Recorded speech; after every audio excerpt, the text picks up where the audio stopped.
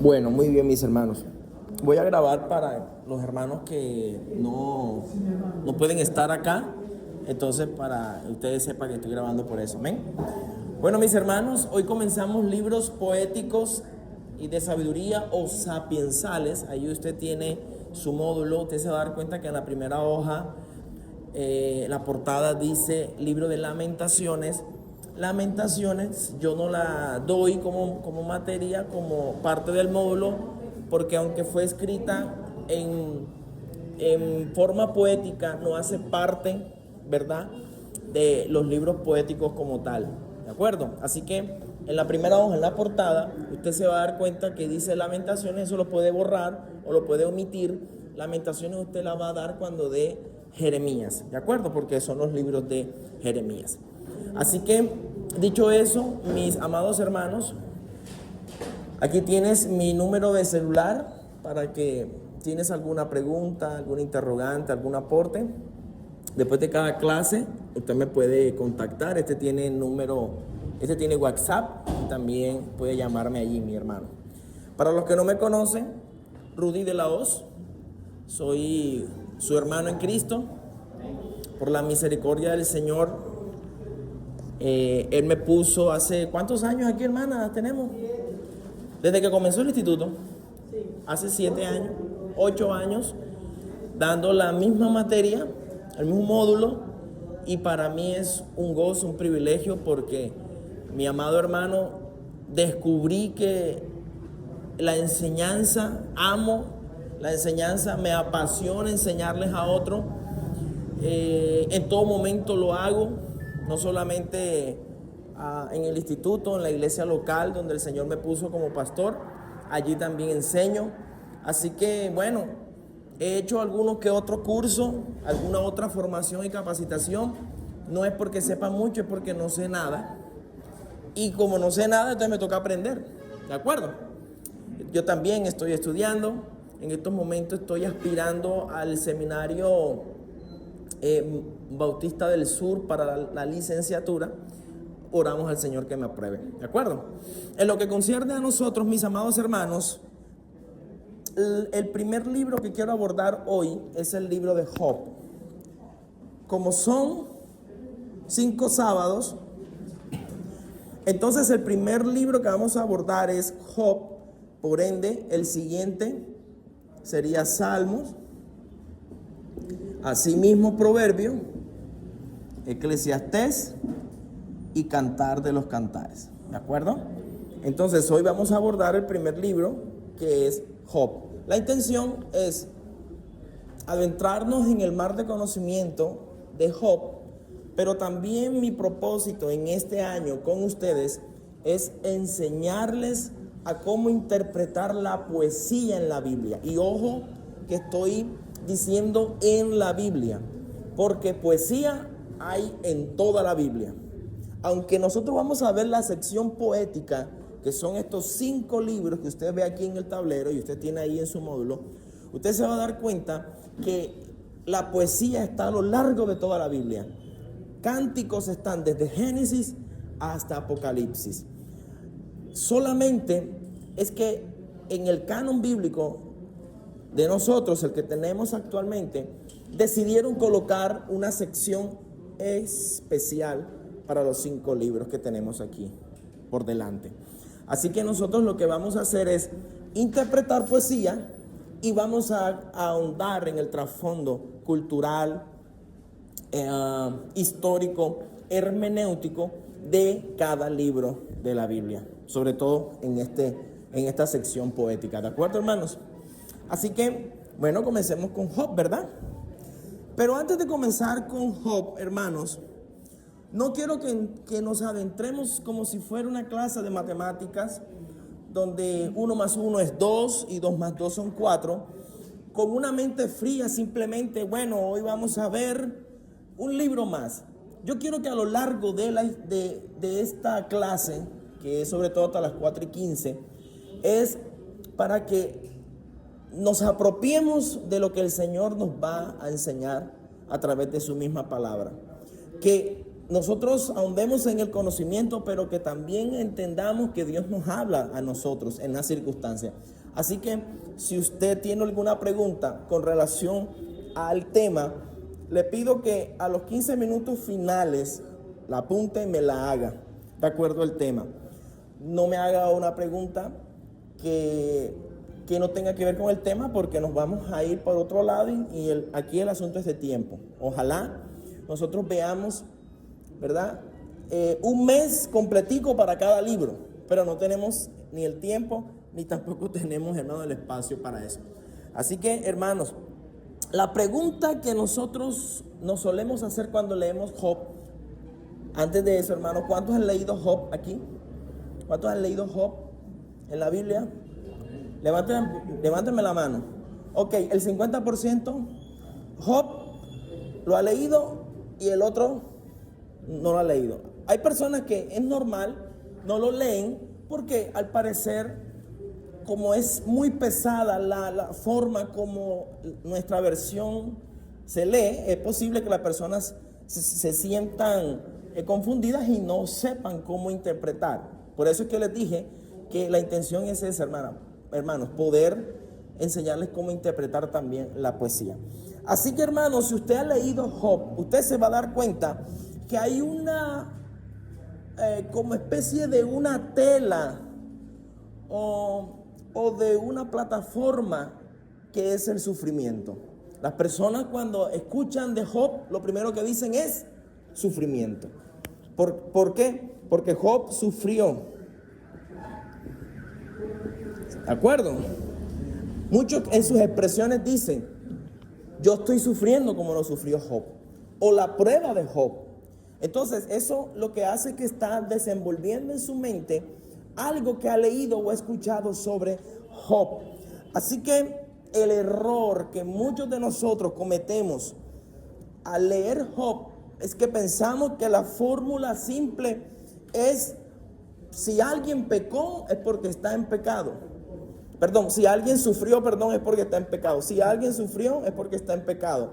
O si alguien se enfermó o alguien murió es porque está en pecado. Entonces, la Biblia, hermanos, nos muestra eso a lo largo, no solamente de Job, sino a lo largo de toda la Biblia. Todo el panorama bíblico nos muestra 5 razones, y te pido que apuntes esto cuando en medio de lo que yo te voy diciendo, te voy a ir dando pistas de lo que posiblemente entraría en el examen. Entonces yo te diría, hermano, esto es punto de examen, ¿de acuerdo? Esto es punto de examen. La Biblia nos muestra 5 razones diferentes por la cual llega el dolor. 5 razones diferentes. 5 razones diferentes por la cual llega el dolor. Le estoy diciendo esto porque muchos asociamos Job con el dolor o el sufrimiento. Y ciertamente es así. Pero vamos a ver qué dice la Biblia. ¿Cómo llamarle? Si es como un método, una fórmula simple de que si alguien está pasando por pruebas es porque de alguna forma está en pecado. No, la Biblia me muestra a lo largo de ella que el dolor es o se caracteriza o tiene 5 razones diferentes. Número 1, la caída. El dolor tiene fundamento en la caída. Cuando digo dolor, también usted esté pensando en sufrimiento. Caída, la caída. Ojalá sea la hermana Karina, pero no. Es la caída. La caída. ¿Qué es eso de la caída? Cuando usted va a la Biblia hace una partición. Antes del capítulo 3 y después del capítulo 3. Si usted va a Génesis, usted se va a dar cuenta que antes de Génesis 3, todo fluía en normalidad como Dios lo había hecho. En la forma como Dios lo había hecho. Después del capítulo 3, que es la caída del hombre, todo se volcó a la ruina y a la miseria. Entonces, A partir del capítulo 3, el dolor entró como consecuencia del pecado original. ¿De acuerdo? Entonces usted, si va a hacer la pregunta, como por ejemplo aquellas preguntas que surgen, ¿sería que en el tiempo de Adán existiría dolor, algún sufrimiento en comparación a lo que tenemos hoy? Entonces tú tienes que decir, a partir del capítulo 3, obviamente que sí cambiaron las cosas, se incrementaron, se empeoraron después del capítulo 3. Entonces, en el capítulo 3 nosotros vemos que la caída ocasionó que esa ruptura de la santidad de Dios ahora se allegó a lo que se llama el sufrimiento. Por primera vez entró el dolor y el sufrimiento al ser humano. Así que cuando nosotros vemos la maldad del vecino, la maldad del Estado, la maldad de los familiares, no es otra cosa sino lo que estamos viendo desde la caída.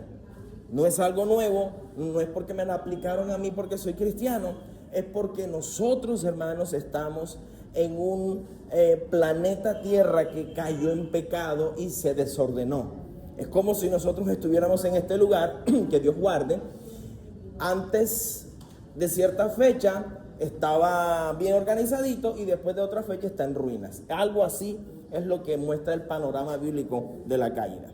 Así que antes de mirar casos individuales, hermanos, tenemos que recordar que este mundo está totalmente roto y que Dios creó un mundo perfecto. Cuando Adán y Eva desobedecieron en el jardín del Edén, ese jardín significaba la plenitud del Señor. Pero cuando pecaron en el jardín del Edén, entonces ahí se deterioró todas las cosas. En resumen, entonces, en consecuencia del sufrimiento es porque se pecó. Pecaron nuestros primeros padres y por ende entró la primera vez el sufrimiento en la raza humana. Así que cuando nosotros vemos los detalles como Números, capítulo 12, versículo 10 al 12, usted apunte la cita, lo va a tener ahí, yo se la voy a leer. Cuando nosotros vemos Números 12, 10, cuando dice la escritura, y la nube se apartó del tabernáculo, está hablando del tabernáculo del Señor, he aquí que María estaba leprosa como la nieve, y miró a Aarón a María, y vio que estaba leprosa, y dijo Aarón a Moisés, Señor mío, no pongas ahora sobre nosotros este pecado, porque locamente hemos actuado y hemos pecado. No debe ella ahora como lo que nace muerto, al salir del vientre de su madre tiene ya medio consumida su carne. ¿Qué estaba pasando aquí? ¿Qué era lo que estaba aconteciendo? Era un castigo inmediato, hermano. Cuando María pecó contra Moisés, cuando murmuró con Moisés, dice la Biblia que María se llenó de lepra. Así que eso reveló el orgullo de María. Si Dios castigaba eso, era porque no estaba de acuerdo, porque no estaba en la santidad del Señor. Así que el castigo se vio inminente. Cuando llegó el momento del pecado, hubo que juzgarlo. Así que la primera razón por la cual el mundo entero está sufriendo y tiene dolor es porque cayó en pecado. ¿De acuerdo? Esta es la primera parte. Ok. Hay otra forma de sufrimiento y es directamente de la disciplina de Dios como Padre amoroso. Porque dice, gracias hermano, porque dice la Biblia en Hebreos capítulo 12, versículo 5, hijo mío, no menosprecies la disciplina del Señor, ¿verdad? Estoy viendo la razón por la cual también hay dolor y es por la disciplina del Señor. También hay sufrimiento, hay dolor por la disciplina del Señor. Y sigo leyendo el texto de Hebreos 12:5. Ni desmayes cuando eres reprendido por Él, porque el Señor al que ama, disciplina. Entonces, la segunda consecuencia de que haya sufrimiento es porque Dios lo permite para moldear su amor en nosotros. Por amor nos hace pasar por situaciones específicas. Así que esto no es un juicio de un juez enojado, con falta de temperamento que se le tiene velada a las personas. No, es por justo juicio del Señor. Porque al hijo que ama a este, disciplina. ¿De acuerdo? Así que la siguiente razón es porque el sufrimiento rompe el orgullo. El 3, el sufrimiento rompe el orgullo. ¿Por qué es necesario esto? Entenderlo. Porque muchas veces nosotros pensamos que el sufrimiento nada más es por pecado. El dolor es por pecado. Pero la Biblia me muestra varias razones en las cuales el sufrimiento lo vemos a diario en nosotros. Así que el sufrimiento es consecuencia también de Dios procesar ese orgullo que tenemos cada uno de nosotros. El que diga que no tiene orgullo, hermano, créeme que no estás en esta tierra. Todos tenemos algún alto o menor grado de orgullo. Todos estamos luchando contra eso porque está por naturaleza. Unos de alto grado que se puede ver y otros a menor grado que no se puede detectar, solamente es el corazón de la persona. Recuerda lo que dijo Pablo en 2 Corintios capítulo 12 versículo 7. ¿Recuerdan el aguijón de Pablo? Para citarlo rapidito. Y para que la grandeza de las revelaciones no me exalte desmedidamente, me fue dado un aguijón en la carne, un mensajero de Satanás que me abofeté para que no me enaltezca de sobremanera. ¿Por qué le vino el dolor a Pablo? Porque Dios necesitaba controlar su orgullo. Entonces, van 3 razones, ¿cierto? ¿O 4? Van 3 razones, ¿verdad? La siguiente razón por la cual hay sufrimiento en la tierra es porque Dios usa eso como un crisol. ¿Sabe qué es un crisol, hermano? Donde, hermano, colocan el metal y le van a echar fuego a ese, ¿verdad? Y comienzan a darle, es como el chocorito ese que echan dentro el oro, la plata, el material, el mineral, para echarle fuego y deformarlo, ¿de acuerdo? Entonces, ¿cuál es el propósito del dolor y del sufrimiento? Para que sea el crisólito de nuestro carácter. Mira cómo lo dice Primera de Pedro 5:10. Primera de Pedro 5:10. Mas el Dios de toda gracia, que nos llamó a su gloria eterna en Jesucristo, después que hayáis padecido, ahí está nuestra palabra, padecido en poco tiempo, un poco de tiempo, Él mismo os perfeccione. Si tienes la Biblia abierta y tienes el texto, señálalo allí. Perfeccione, afirme, fortalezca y establezca. Así que, ¿qué significa esto?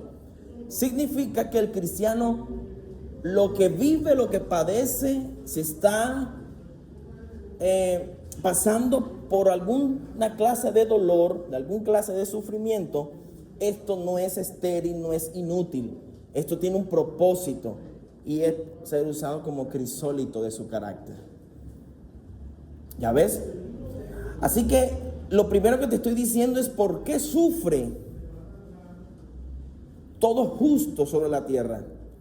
Porque la creencia es, si soy cristiano, yo no puedo sufrir. Y si estoy sufriendo, entonces tengo en la mente aquella idea que rondea, que es que yo estoy en pecado. Porque muchos enseñan que el cristiano no padece, pero la Biblia sí me dice que padece y tiene propósito para eso. Así que, hermanos, la Biblia dice un poco de tiempo. Un poco de tiempo es necesario. La última razón del sufrimiento, hermanos, es para mostrarnos el consuelo de Dios. Y creo que esto poco se ve. Mostrar el consuelo de Dios, hermano. Esta es la plataforma idónea, escúchame bien, idónea para manifestar el consuelo y la multiforme gracia del Señor. ¿Por qué se lo digo? Porque cuando tú estás enfermo o tienes algún diagnóstico, ¿qué es lo que el ser humano necesita ver o necesita sentir? Consuelo. Y a veces pensamos que esto porque me pasó, me voy, me aparto, no le oro más al Señor. Pero la Biblia me dice todo lo contrario. Mira cómo lo dice allí. Segunda a los Corintios capítulo 1, versículo 3.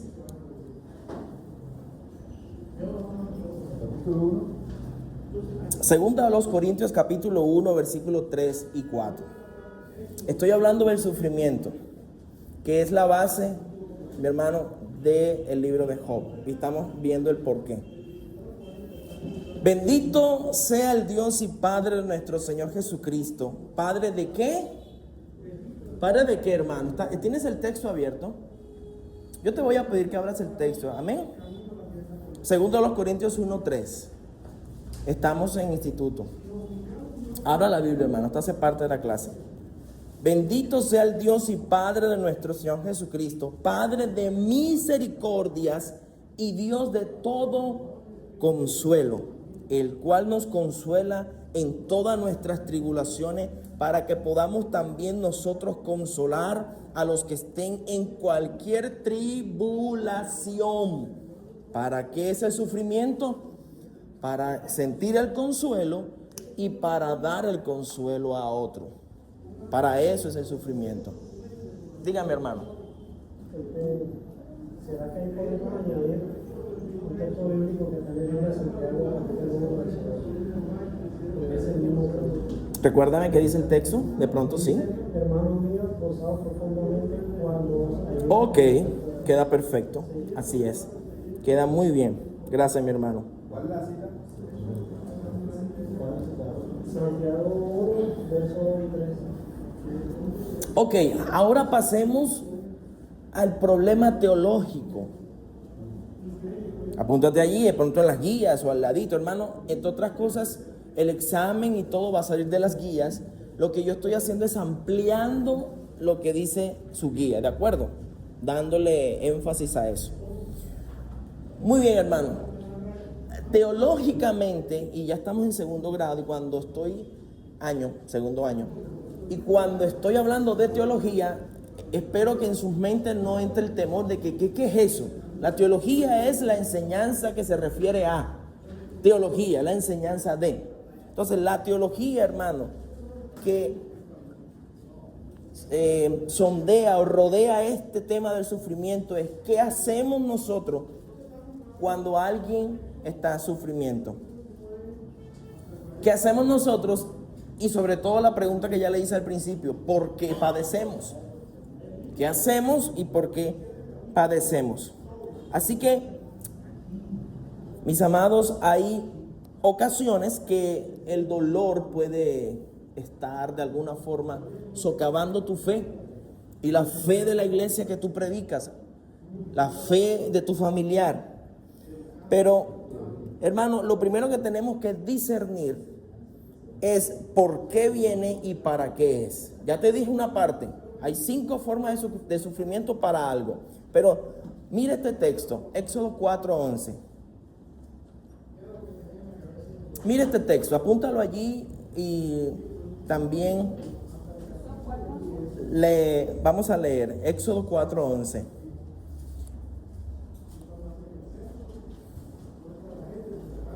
Y Jehová le respondió: ¿quién dio la boca al hombre? ¿Quién dio la boca al hombre? ¿O quién hizo al mudo y al sordo y al que ve y al ciego? ¿Quién lo hizo? ¿No soy yo Jehová? Entonces mira que este texto me está diciendo algo, que el dolor que produce el tener un hijo con alguna condición o algún diagnóstico o alguna falencia, ya no es porque simplemente alguien está en pecado y heredó eso. La teología aquí dice es que eso lo permitió Dios. Si alguien no puede ver, si alguien no puede caminar, no todas las veces es porque Satanás le quitó la forma de caminar o la forma de ver. También tiene que ver que Dios está en el asunto.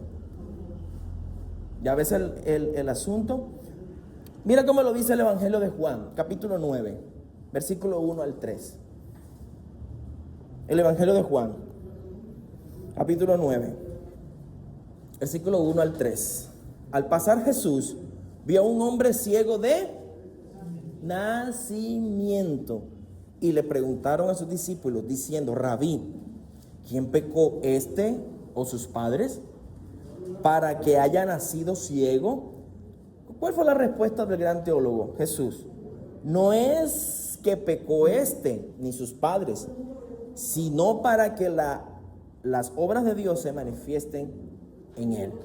Entonces, hermano, el sufrimiento no siempre está amarrado al pecado personal o familiar de alguien. Y muchas veces ese es el escenario que nosotros tildamos a las personas. Muchas veces esa es la acusación que hacemos, ¿verdad? Si te pasó esto, es porque estás mal. Si esto te pasó, es porque quizás de este lado hay algo que está chueco.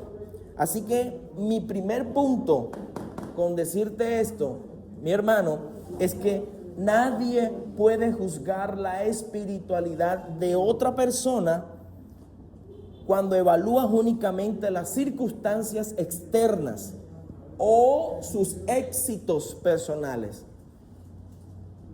Esto quiere decir que nosotros estamos acostumbrados por el mundo que si una persona es rica y tiene carro, casa y beca, le decimos, tiene que estar bien.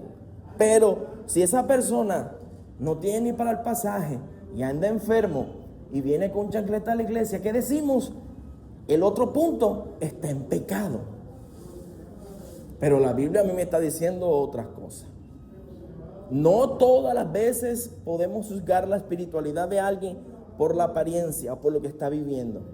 Tenemos que tener, hermano, el concepto claro. ¿Por qué se lo estoy anticipando? Porque cuando nos adentremos a la conversación de los amigos de Job, esto era lo que ellos tenían en la mente. Tenían un concepto y Job nos va a mostrar que son cosas muy distintas. Así que, ¿cuál sería la pregunta fundamental de este libro, mi amado hermano? ¿Será que el dolor es el centro del libro de Job? ¿El dolor? ¿El sufrimiento? Sin miedo al éxito, diga, hermano. ¿Será el dolor como tal? ¿O el sufrimiento? Es que cuando nosotros hablamos de dolor, estamos hablando de sufrimiento. Entonces, es lo mismo, ¿verdad? Sufrimiento. ¿Quién dice la paciencia? La paciencia. ¿Quién más dice cuál sería? La integridad de Job. Muy bien. ¿Quién otro de pronto que haya leído el texto? Aunque entre otras cosas, hermano, ya usted debería estar leyendo Job porque estamos en el libro, ¿verdad? Porque él no le reprochó nada al Señor por lo que estaba viviendo, por lo que estaba padeciendo. Sí. No se quejó.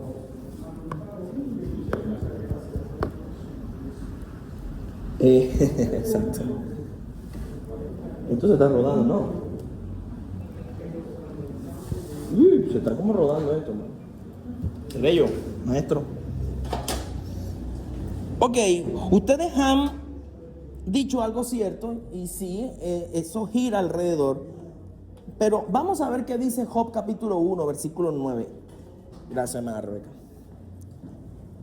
Vamos a ver qué dice.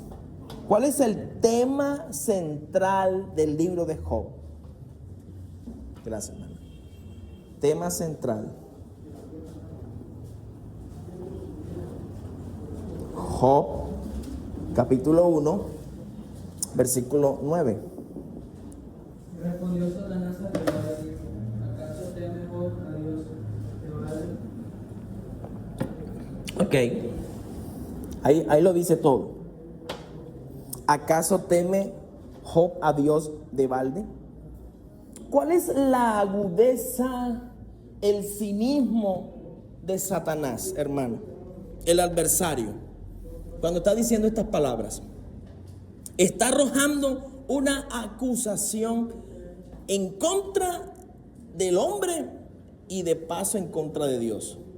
Está diciéndole: tu siervo no te ama a ti, tu siervo Job no te ama a ti, tu siervo Job te ama por lo que tú le das. Pero dicho sea de paso, tú tienes que comprar el amor de tu siervo, porque para que alguien te ame tienes que darle bendición. Eso es lo que le está diciendo a Satanás. ¿Acaso teme a Dios, Job, a Dios de balde? ¿De acuerdo?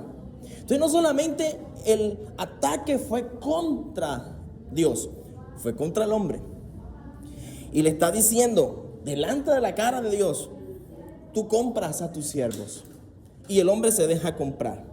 Así que el propósito supremo entonces de este libro no es el sufrimiento, sino es la fe salvadora. Si es suficiente esa fe para que tú permanezcas en pie en medio del sufrimiento. Voy a repetir: si esa fe es suficiente para que estés en pie en el día del sufrimiento.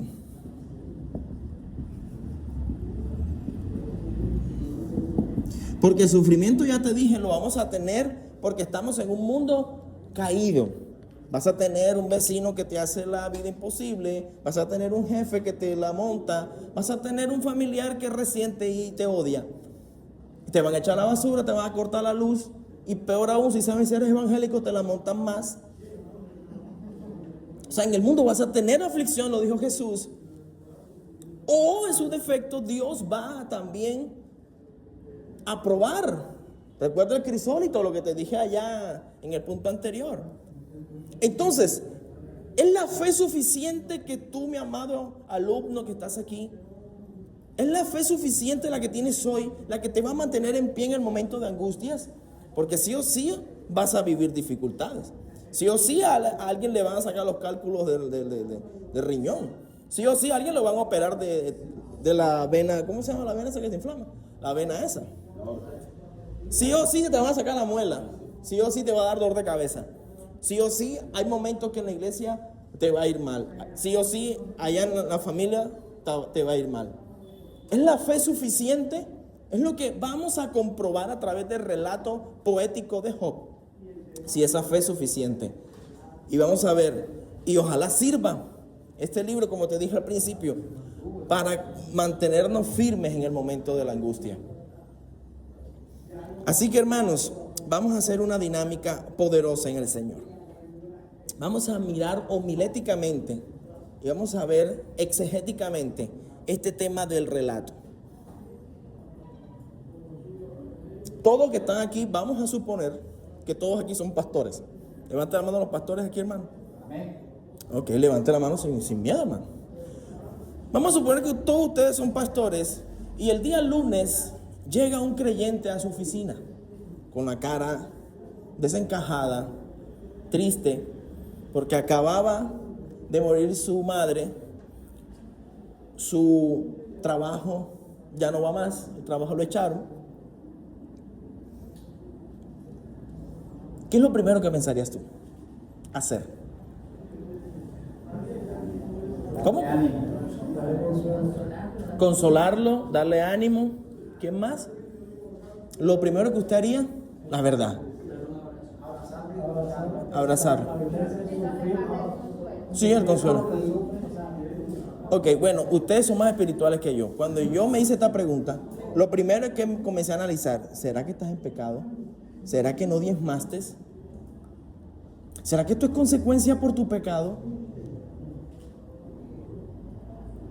Yo soy más pecador que usted, por eso le digo, hermano. ¿Qué pecado cometiste?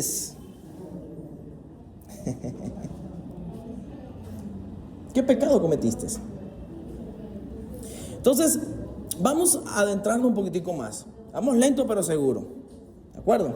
Vamos a ver de dónde viene ese término Job. Y ahí vamos a ir desenglosando todo esto. El término Job, el nombre Job como tal. Usted quizás lo tenga en la guía o si quiere escribirlo. Pero vamos a citar la crítica textual para esto, para darte más énfasis cuando lo estés predicando o cuando lo estés estudiando. Alguien quizás se preguntara qué es la crítica textual. Bueno, es la disciplina que se encarga, hermanos, de estudiar los manuscritos antiguos de la Biblia con un solo objetivo, hermano, para ver la crítica textual. Hermano, el único objetivo de esta crítica es descubrir si eso lo que está diciendo el texto es exactamente lo que quiere decir el texto. Si está fielmente traducido desde un idioma al otro. Es por eso que uno cita la crítica textual para entonces hacerle el examen a varios libros. Si está escrito bien o en su defecto hay un error. Así que el término Job, hermanos, tiene una raíz morfológica del hebreo que es tam, T-A-M, tam. Y ojo que esto es punto de examen. El nombre Job, en esa raíz morfológica, tam, está evocando la palabra perseguido. La palabra perseguido. U objeto de enemistad. U objeto de enemistad. Y basado en ese nombre, entonces, es lo que comúnmente se ha aceptado homiléticamente, hermano, que Job encarna en su cuerpo, precisamente, hermano, que está siendo perseguido por las huestes del mal. Es por eso, hermano, que Job no es un nombre como tal para esas, ¿verdad? Para esa enseñanza no es un hombre, sino un nombre, un título como tal. Job es un título. ¿Título de qué? Bueno, el perseguidor, el que lo persigue. ¿Y quién lo perseguía? Literalmente, los demonios. Lo perseguían. Pero al mismo tiempo se inclina, hermano, a que todo lo que le pasó a Job tiene que ver, hermano, con el arrepentimiento de su vida. Cuando él llega al capítulo 42, dice aquella frase común de oídas te había oído, a mis ojos hoy te ven. Ahí está descubriendo realmente quién es el Señor creador. Así que aquí, hermanos, el imperativo, ¿sí? Es lo que Job significa, lo que quiere decir y lo que nosotros tenemos que asumir de él. Es un título que me está diciendo algo. ¿Por qué le digo esto? Porque muchos comentaristas dicen que Job es una fábula, que Job es un invento del Antiguo Oriente, y entonces por eso se levanta la crítica textual a decir de dónde viene. Ahora, internamente en la Biblia habla de Job como un ente citado diciendo vivió y estuvo con nosotros. Como por ejemplo, Ezequiel, eso está en sus anotaciones. Ezequiel 14:14 al versículo 20, usted se va a dar cuenta que el profeta sitúa en la misma línea de realidad de Job a Noé, a Daniel. O sea, es decir, si Dios permitió que se descubriera que Daniel sí tuvo parte en la historia de aquí de la tierra, entonces también Job vivió en la tierra. Esto cae por tierra, hermanos, que Job es una idea, es algo, una invención del Oriente Lejano, no. También es citado Job en el Nuevo Testamento. Job es citado, ¿verdad? En Romanos capítulo 11, versículo 35. Romanos 11:35. Esa expresión fue tomada de Job 41:11.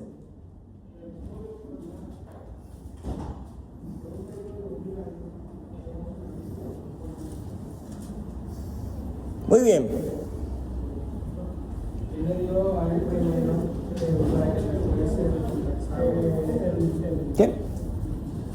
¿O quién le dio a él primero para que le fuese recompensado?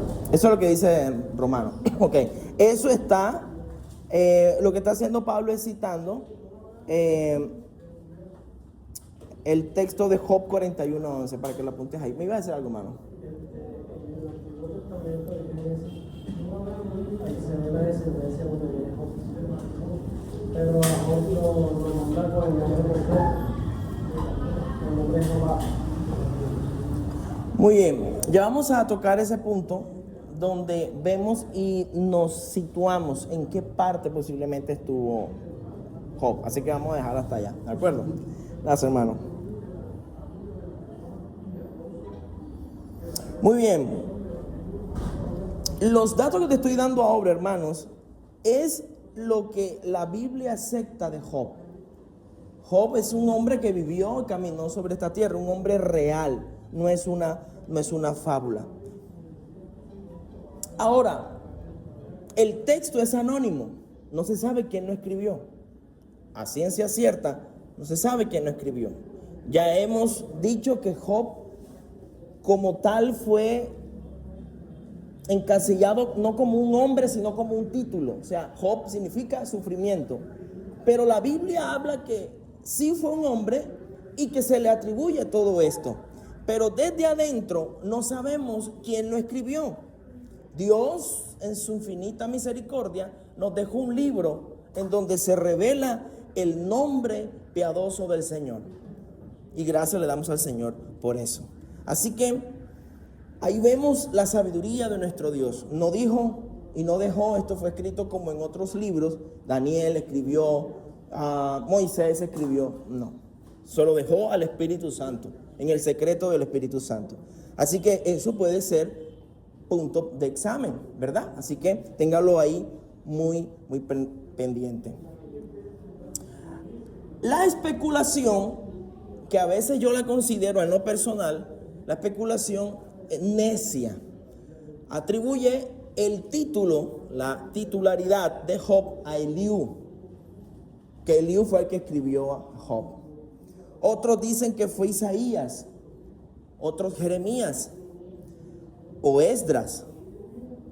Pero hermanos, son dos tesis, son varias tesis que apuntan a ellos, pero lo que sí nosotros creemos como instituto bíblico y lo que dice la mayoría de escuelas, hermanos, de teología, es que precisamente lo que dice nuestro hermano Moisés habla, hermanos, allá en la tradición talmúdica, y algunos quizás me van a preguntar qué es eso, es el conjunto de enseñanzas, hermano, y debates, explicaciones legales y espirituales que los sabios judíos compilaron a lo largo de los siglos para interpretar la ley y a Moisés. Eso es la tradición talmúdica. Ahora, dicho eso, hermano, la Torá y esa explicación dice que Moisés fue uno de los que escribió Job. Sostiene que durante los años de exilio por allá en Madián, usted se acuerda, ¿verdad? Que era un territorio muy cerquita donde estaba Job, era tierra de Uz, estaba muy cerquita. Entonces, ¿qué dice la tradición? Dice que Moisés accedió a la biblioteca de esa zona, se empapó de la historia y la escribió. Esto es un buen punto. También dice que Salomón, debido a lo profundo de su sabiduría y concepto del libro de Eclesiastés y de Proverbios, también es atribuido este nombre, este autor, ¿verdad? A Salomón. Sin embargo, hermanos, el hombre puede decir lo que sea, se lo estoy diciendo es porque están en los libros y usted quizás lo va a leer en los comentarios, pero lo más sensato, hermano, es que la Biblia sí dice, como dice el hermano, él se desarrolla en el periodo estrictamente de los patriarcas. Estamos hablando de la época de Abraham en adelante. Hermano, eso nos sitúa históricamente en una ventana, hermano, donde nos dice, esto fue lo que pasó. ahí, en Génesis capítulo 11, versículo 1 al 9, si alguien lo tiene rapidito, ¿verdad? En ese punto, posterior a la Torre de Babel, que es lo que está en Génesis 11, ahí, ¿verdad? Versículo 1 al 9, en ese espacio de tiempo después de esa dispersión aparece en la historia que está Job. Y también porque Job muestra que conoce a Adán, por allá en Job 31, 33, si alguien lo puede buscar. Ok, si alguien tiene el pasaje del diluvio, que es Génesis 11, lo puede leer rapidito, si no lo dejamos así, no hay problema. ¿Sí? Y tenía entonces toda la tierra una sola lengua, y una misma palabra, y aconteció que cuando salieron de oriente, hallaron una llanura en la tierra de Sinar, y se establecieron ahí. Y se dijeron unos a otros, vamos y hagamos ladrillos, cosámoslos con fuego. Y les sirvió el ladrillo en lugar de la piedra, y el asfalto en lugar de la mezcla. Dijeron, vamos, edifiquemos una ciudad y una torre, cuya cúspide llegue al cielo, y hagámonos un nombre, por si fuéramos esparcidos sobre la faz de toda la tierra. Y descendió Jehová para ver la ciudad y la torre que edificaban los hijos de los hombres. Y dijo Jehová, he aquí el pueblo es uno, y todos en un solo lenguaje, y han comenzado la obra, y nada les hará desistir ahora de lo que han pensado hacer. Ahora pues descendamos y confundamos allí su lengua, para que ninguno entienda el habla de su compañero. Así los esparció Jehová desde allí sobre la faz de toda la tierra, y dejaron de edificar la ciudad. Por esto fue llamado el nombre de ella Babel, porque allí confundió Jehová el lenguaje de toda la tierra. Ok, ahí tienes el dato. Cuando sale el tema de Babel, de allí, de ese punto hacia allá, comenzaron a dispersarse no solamente lenguas, sino ahora generaciones. Y a partir de ahí, en ese lapso de tiempo, la historia dice que después de Babel es que sale Job, ¿verdad? Ahora, también por evidencia lo que le dije ahorita, Job 31, 33 nos muestra cómo Job conocía a Adán. Y también en Job 12, 15, cómo también Job sabía del cataclismo del diluvio por allá en Noé, ¿verdad? Entonces, si nosotros juntamos toda esta información de Génesis 11, Job 31, Job 12, Génesis 11, en ese contexto, en ese territorio, en ese tiempo, es que se desenvuelve Job en la historia. O sea, nosotros lo que estamos aquí, hermanos, lo que tenemos que tener claro es que si los eruditos no se ponen de acuerdo, el Espíritu Santo nos dejó pistas de dónde se sitúa y acentúa lo que es la parte de Job. Así que vamos a mirar 7 evidencias internas, hermano, que sostienen esta vertiente de lo que te estoy hablando hoy. Lo primero que tienes que mirar, y apúntate por allí, hermano, la longevidad de Job. Job sobrevive, hermano, 140 años. Longevidad. Job sobrevive 140 años. Y esto era común ¿en qué? Entre los patriarcas. ¿De acuerdo? Ya ves, lo que vamos a ver es cómo nosotros vamos a mostrar esas evidencias de lo que creemos. 140 años. ¿Dónde lo ves? En Job 42. Ahí sí te pido que abras la Biblia, hermano. Vamos a mirarlo nosotros mismos.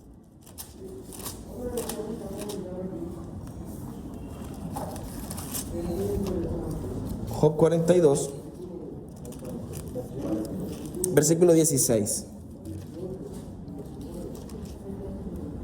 Versículo 16. ¿Qué dicen?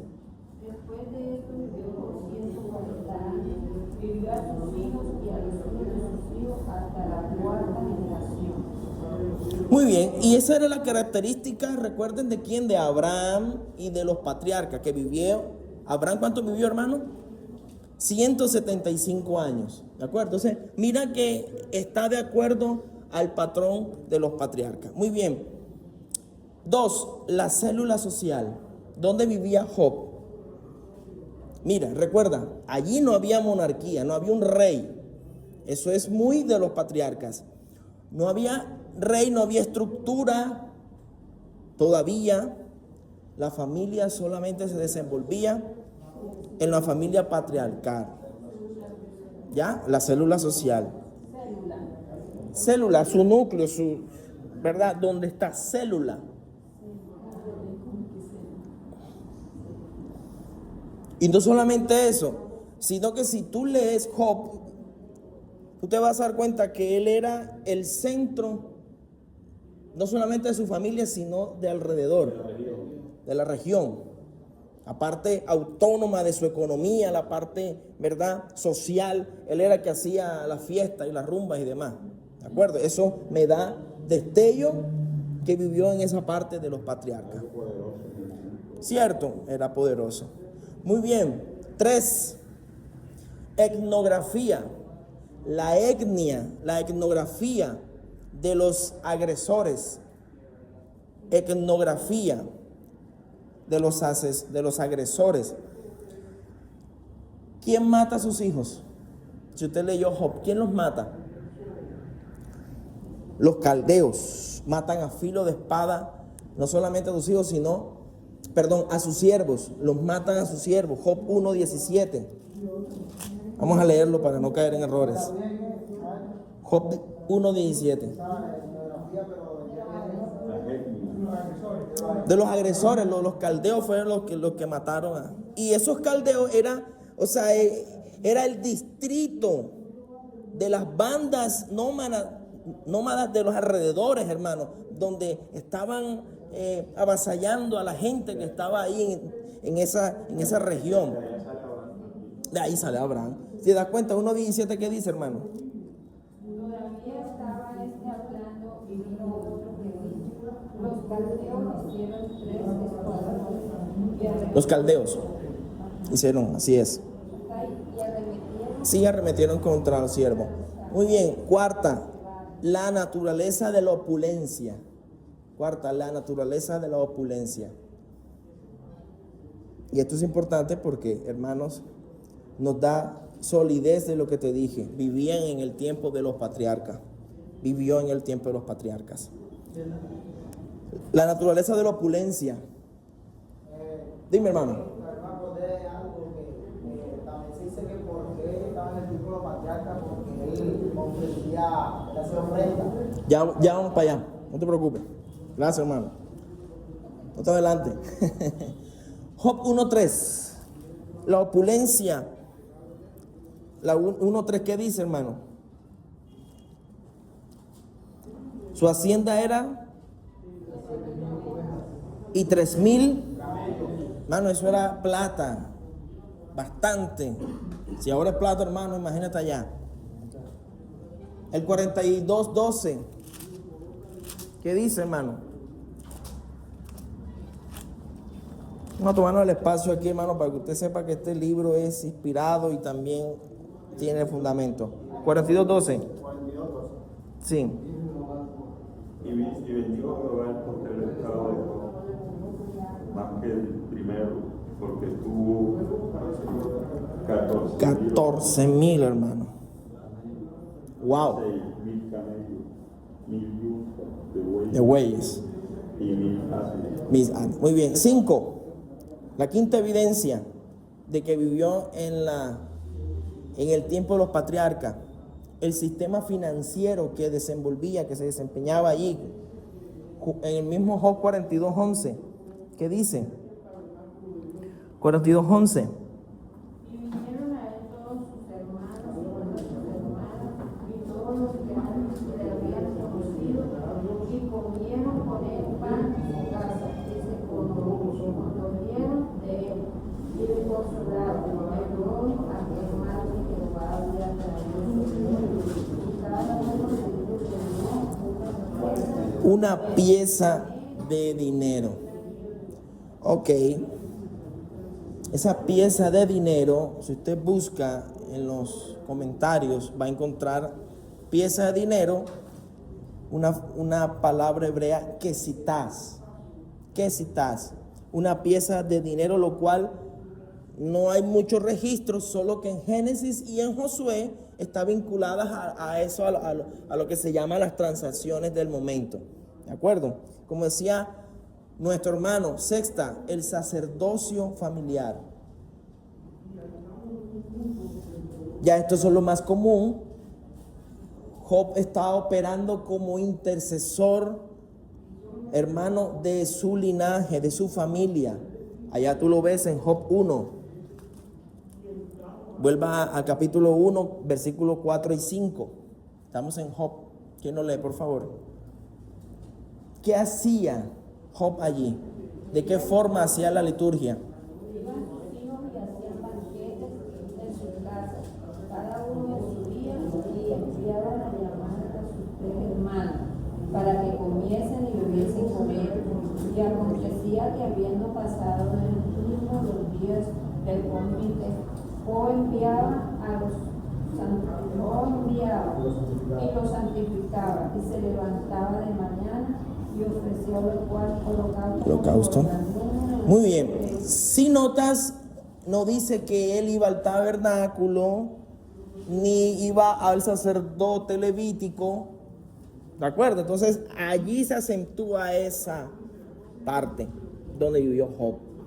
Si no había sacerdocio, era antes, en el tiempo de los patriarcas. ¿De acuerdo, hermano? Punto para el examen. Estos 7 puntos, hermano. Séptimo y último, el silencio absoluto de la Biblia. Si usted se da cuenta, en los 42 capítulos del libro no hay una sola mención del pacto abrámico. El silencio absoluto. 42 capítulos y no dice nada de Abraham. No dice nada de las plagas. No dice nada del éxodo, ni mucho menos de la teofanía que allá en el Sinaí, de acuerdo, que habló Jehová en monte Sinaí, se derribaba, de la ley mosaica. ¿Sí ves? Entonces ahí tienes el silencio absoluto. Si no había nada de eso, es porque estaba situado. Se puede pensar en eso. Muy bien. 3 y 15. ¿Cuál es esa cita? No, esto es para decir que los 42 capítulos no dicen nada de pacto, de Abraham, plaga, éxodo, sacerdocio, nada. Vamos a ver la radiografía a esta hora, la radiografía de los personajes. Ahora sí vamos a adentrarnos a lo que dice de cada personaje. ¿Quién era Job? ¿Quién eran sus amigos? La Biblia lo dice y lo vamos a tener claro. Recuerde, hermanos, que usted ya debe estar leyendo Job a lo largo de este módulo, ¿de acuerdo? ¿Qué dice el capítulo 1, versículo 1? Abra la Biblia ahora sí, una vez más.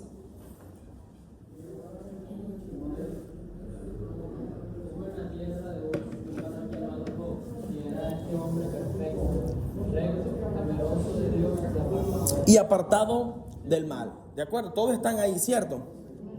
Ese es el estándar de oro. Ahí es que nosotros tenemos que mirar con ojos clínicos qué era lo que el Señor quería decir. Nota que el texto no dice que Job nunca pecó, no dice eso, sino que era ¿qué? Perfecto. Y esa palabra perfecto es maduro, está listo para la siega, perfecto, maduro, completo. ¿De acuerdo? Entonces, si usted analiza esa palabra perfecto en el lenguaje de Dios, es que está completo. Ya vivió todo lo que tenía que vivir. Ya tenía los atributos que tenían que tener. Y la Biblia lo detalla como así lo dijo Dios. Hubo un varón y así lo decía la humanidad. Está completo. ¿Qué dice? Y era que recto. Esa palabra recto allí es justo en su trato. Era justo. 100 monedas, 100 monedas. El peso, 1 libra, 1 libra. ¿De acuerdo? No que le faltó un pedazo, que está chueco el peso, que él nada, puntual, recto. ¿Cuál era su motor interno? Dice que era temeroso ¿de quién? De Dios. ¿Qué era lo que lo caracterizaba a él? ¿Sus atributos o era porque temía a Dios? Porque temía a Dios, y si temía a Dios, todas las cosas iban a fluir. O sea, y esta práctica, ¿qué hace? Que él se apartaba del mal. ¿Qué es eso, hermano? Job no coqueteaba con el pecado. Si el hombre y Dios dice que él era apartado del mal, es porque sabían que era un hombre íntegro. Mira cómo dice el versículo 5, capítulo 1, versículo 5. Ya lo leyó la hermana, ¿cierto? Acontecía que habiendo pasado en turno los días del convite, Job enviaba y sacrificaba y se levantaba de mañana. ¿De acuerdo, hermano? Mira la agudeza pastoral que tenía Job con su familia. Él no esperaba que sus hijos, hermanos, cometieran un escándalo público. Él se preocupaba por lo que estaba pasando en el secreto de sus mentes. Porque mira lo que dice, que en los convites, que eran las fiestas que hacía como hombre importante, ¿verdad? En ese momento estaban sus hijos. Y mira lo que dice el versículo: quizás habrán pecado mis hijos, quizás no físicamente, pero sí en sus mentes habrán pecado mis hijos. Entonces, si ves, él ahí se denota su carácter, se preocupaba por el secreto de sus mentes, sus corazones. Y dicho sea de paso, eso es lo que hace un buen pastor. No solamente reprende cuando la oveja cometió pecado, sino que cuando está alrededor coqueteando con él, está pendiente como pastor cuidando a su oveja. Eso hace un buen pastor. Así que Job, ¿qué hacía? Asumía el sacerdocio directo de su hogar. Él no esperaba si alguien buscaba, si mis hijos caminaban o si la mujer quería. No, él los metía todos de cabeza. Vamos a orar por ustedes. Era de esta manera lo que dice la Biblia. De esta manera Job hacía ¿cuántos? Alguna vez al mes, todos los domingos. ¿Hay qué dice, hermano? Todos los días. O sea que la devoción era constante, ¿de acuerdo, hermano? Muy bien. Vamos a Job capítulo 29.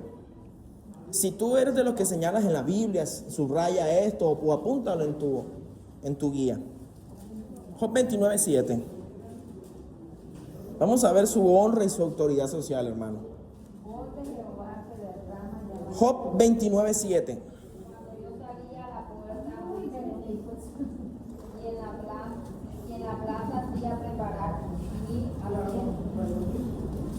Los jóvenes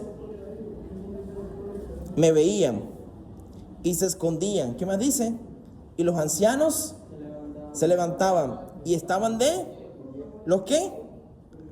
Los príncipes detenían sus palabras, ponían la mano sobre su boca. La puerta que dice ahí, apunta ahí, eso es importante, hermano, es la ciudad. Era la característica de la ciudad donde estaba la corte suprema del Antiguo Oriente, hermano. Esa es la puerta.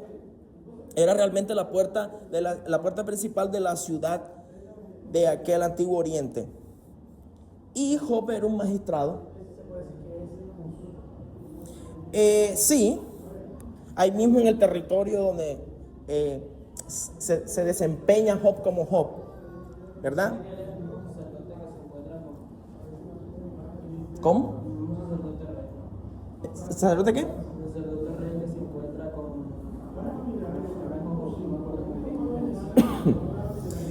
Bueno, no sé si te refieres a Melquisedec, no sé si... No es el mismo. No es el mismo. Pero Job era un magistrado. Para poder estar ahí y que la gente le prestara atención, tenía que ser un magistrado, un juez de la república, respetado. Sí, él infundía respeto, él infundía señal de honor. Así que Job lo que hace es que demuestra que se puede tener éxito social y económico, ¿verdad? Bajo el temor y la bendición de Dios. ¿Ya lo ves?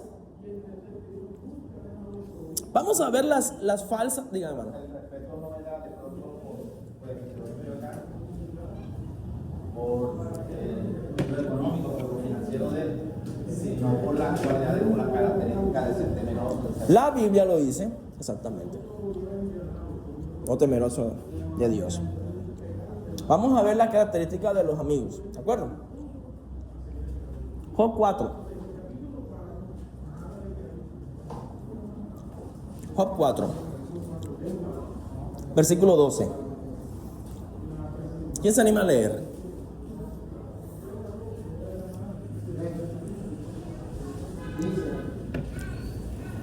Elifaz respondió a Job. Entonces respondió Elifaz, temida. Job 4, 12 al 13. El asunto también me era a mí oculto, mas mi oído ha percibido algo de ello. 12 hasta 13 y al 17. Y 17. En imaginaciones de visiones nocturnas, cuando el sueño cae sobre los hombres, me sobrevino un espanto y un temblor, que estremeció todos mis huesos, y al pasar un espíritu por delante de mí, hizo que se erizara el pelo de mi cuerpo. Por eso, delante de mis ojos, un fantasma cuyo rostro yo no conocí, y oí que decía: ¿será el hombre más justo que Dios? ¿Será el varón más limpio que el que lo hizo? He allí, en sus siervos no confía, y notó necedad en sus ángeles. ¿Cuánto más en los que habitan en casa de Bar, cuyos cimientos están en el polvo y que serán quebrantados por la colina? Al 17, ¿verdad? 19. Ok, el 17, muy bien. Bueno, si notas, vuelve a poner tus ojos ahí en los versículos. Nota que usa la palabra secreto, el secreto, ¿verdad? Dice visiones, sueños. Y si no le prestamos atención a este texto, podemos caer en la mala interpretación de aconsejar porque siento algo místico y no por la palabra de Dios. Mira lo que pasa. Elifaz, que es el que está hablando en este momento, en este capítulo, ¿a quién está representando? A un amigo consejero. ¿Y cuál era su enseñanza? ¿Qué era lo que tenía en mente para él aconsejar? ¿Verdad? En lo que sentía, sus sueños, la experiencia previamente. Él está diciendo la verdad. Está diciendo la verdad. ¿Será que el hombre es más justo que Dios? ¿Eso es verdad o mentira? Eso es verdad, porque el hombre no es más justo que Dios. Pero ojo, la usa con una mala intención. Para acusar, para hundir a Job. ¿Cierto? Es el típico consejero que tiene la doctrina, sabe cuando la Biblia dice en tal versículo, pero la aplica mal cuando va a aconsejar. Porque en todo caso tú no puedes citar la misma forma, porque no todos nos pasa lo mismo. Es un error decir, eso yo lo viví en el pasado con tal persona, y como me funcionó allá, me puede funcionar acá. Puede que sí, pero realmente no es lo que dice la Biblia. Tenemos que discernir. Mira lo que dice el 4 aquí. Diga, amado. Tropezaba, enderezaban tus palabras y esforzaban las rodillas que caían. Sí. Así es. Estaba acusando. No, estaba acusando. Mira, Job recibió, hermano, una revelación como tal. Que era un hombre ¿qué? Justo, perfecto, temeroso de Dios. O sea, ¿quién le permitió escribir eso? Dios. ¿Qué hace el amigo?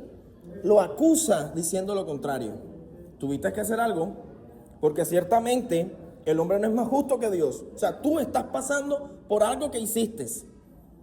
¿Ya ves la intención? Vamos al capítulo 8. Vamos a ver. Capítulo 8, versículo 8 al 10. Job 8, del 8 al 10. ¿Por qué pregunta ahora la generación pasada? Sin importe para instruir a los padres de ellos. Pues nosotros somos de ayer y nada sabemos, siendo nuestros días sobre la tierra, como sombra. No te enseñarán ellos, te hablarán y de su corazón Sacarán palabras. Tremendo. Aquí ya no es, ¿verdad? Elifaz, ahora es Bildad. Bildad, que es otro de los amigos. Miren, este se vuelve más profundo y más peligroso, porque este está citando libros de la antigüedad. Él está diciendo los refranes de los viejos, las generaciones pasadas, de acuerdo a lo que dice la Biblia, lo que ellos hallaron, lo que hallaron sus padres.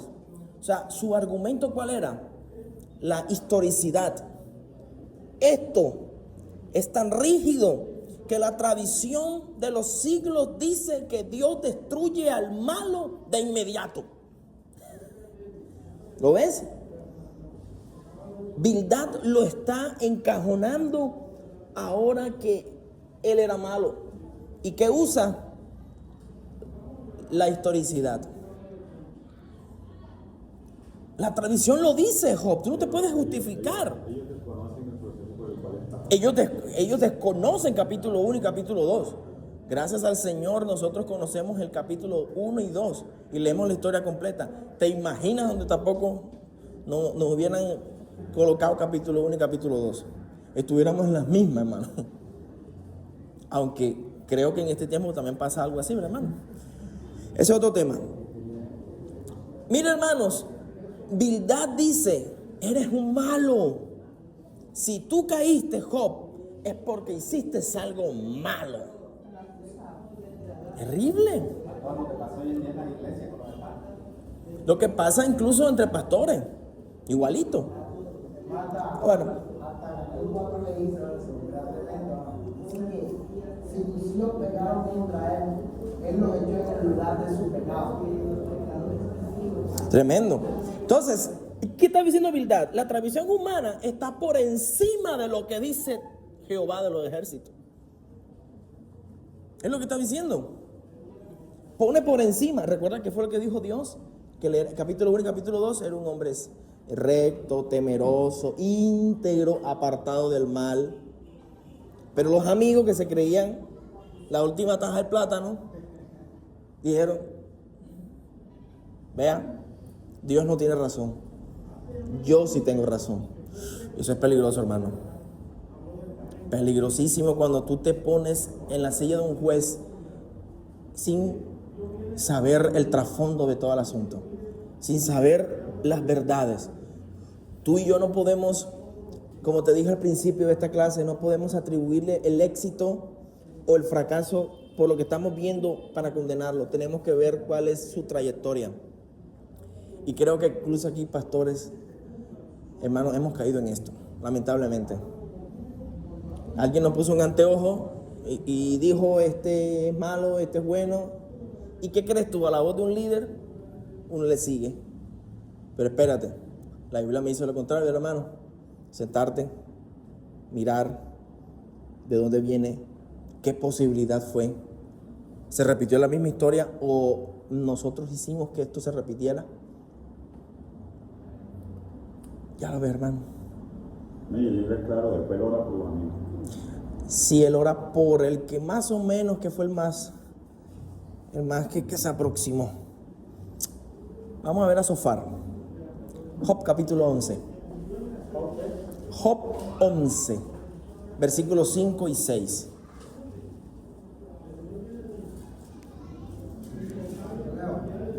Por favor, hermano. Mas, oh, quien quiera que Dios hablara, te abriera sus labios contigo y te declarará los secretos de la sabiduría que son de doble valor que las riquezas. Conocerías entonces que Dios te ha castigado menos de lo que tu iniquidad merece. Uy, hermano, lo que hace aquí Zofar es que le da un golpe bajo, un ataque pero muy bajo y cruel de estos debates. Dicho sea de paso, hermanos, son 3 ciclos, son 4 amigos. Y desde el capítulo 3 hasta el capítulo 37, cada uno de los amigos aparece. Habla el uno, el otro, y habla Job. Ahora el segundo ciclo pasa lo mismo. Habla cada amigo y luego Job. Y así, hermano, todo el ciclo de conversación. Estos amigos hablaban bastante. Obviamente no fue en un solo día, hermano. Estamos hablando de años, ¿de acuerdo? Hermano, ¿cuál fue el ataque bajo de Zofar? Él es el popular líder, amigo, religioso, legalista, que no tiene ni una gota de compasión. Todo lo mide si es blanco o es negro, es de oro o de plata. Él dice, a un hombre herido hay que caerle. Dios te está cobrando menos de lo que debes. O sea, Dios es justo, como todos creemos que Dios es justo, pero señalando que Job había pecado. ¿Lo ves? Ve a Dios como un cobrador de deudas del pasado, del pecado. Hoy lo estamos viviendo. Tú estás así porque tu papá, porque tú en el pasado hiciste. Y eso se añade a nuestro pensamiento muchas veces y a lo que Satanás. Sí, lo que te escrito, la maldad del hombre será visitada para la tercera y cuarta generación, algo así más o menos. Sí, no. Sí, ¿no? Sí, no, ¿por qué? La Biblia dice, hermano, que no hay ninguna condenación para los que están en Cristo. ¿De acuerdo? Eso quiere decir que nosotros podemos acordarnos de lo que hicimos en el pasado, pero las consecuencias quedaron en el momento que tú aceptaste al Señor. Él nos limpió. Ahora, por derecho legal, somos perdonados, porque hubo una muerte que nos pertenecía a nosotros, y Él murió en sustitución nuestra. Eso se llama la sustitución de Cristo. Ya ustedes lo verán más adelante en la teología. Pero, hermanos, créeme que esa es una de las doctrinas menos enseñadas y las más necesarias para este tiempo, donde las personas todavía su pecado de hace 34 años, 80 años, es que yo dejé a mi hijo, es que yo dejé a mi mujer, y la abandoné y tal, pero espérate, lo hiciste, lo cometiste, Dios te perdonó, echa para adelante. Ustedes viven con eso, espérate, que me está pasando. Hay personas que dicen, al día de hoy, hermano, yo me estoy riendo mucho, ¿será que en la noche voy a llorar? ¿Sí lo ves? Pasa que ya Dios lo ha perdonado y todavía sigue. ¿Y todavía? El mismo pecado. Ay, no, que veas tú. Acordándose del pecado. ¿Sí es? Esto es un ejemplo de lo que usted va a leer todo el escenario desde el capítulo 3 en adelante. Ya ustedes saben cuál es la posición de Zofar, de Bildad, y el otro amigo es de Zofar. Y Eliú lo vamos a dejar de último, que fue el que más se aproximó a lo que Dios quería. Como dice el hermano en el último capítulo, Dios le dice que ore por sus amigos. ¿Qué pasaría después? Cambió la postura. ¿Ya ves? Muy bien, como te dije, mi intención es no solamente mostrarte el contexto histórico, gramatical y demás, sino enseñarte a cómo vas a interpretar la poesía en la Biblia. ¿De acuerdo, hermanos? ¿De acuerdo o no? ¿O nos vamos ya?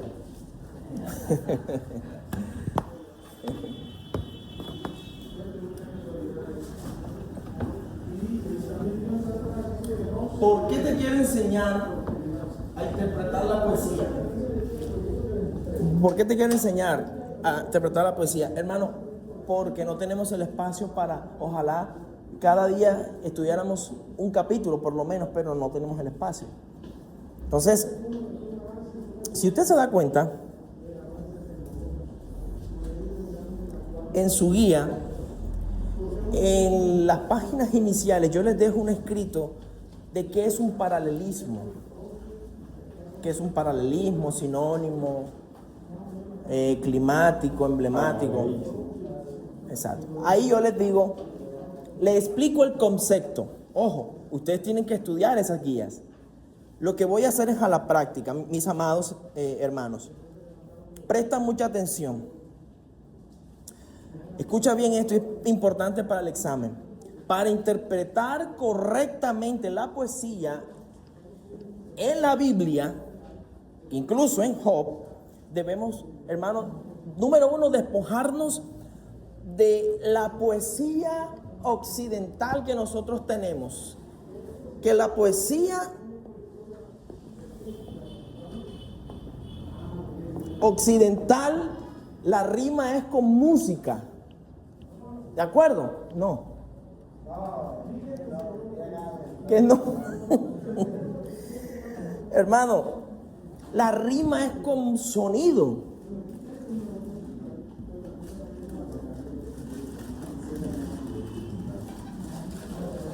¿Recuerda alguna poesía que le hayan dicho?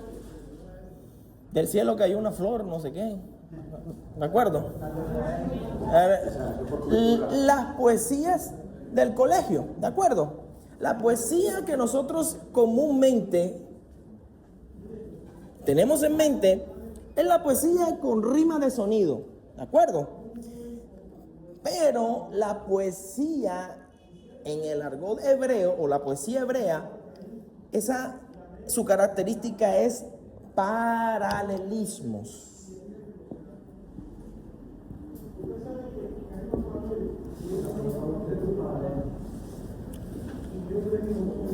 Que básicamente, hermano, es eso, colocar una idea al lado de la otra.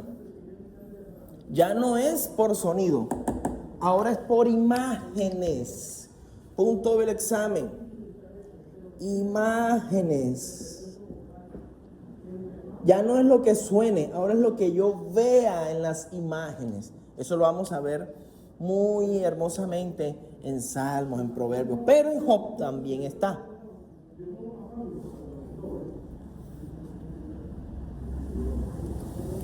Así que la poesía se reduce a lo siguiente. Debemos tener claro las líneas del poeta.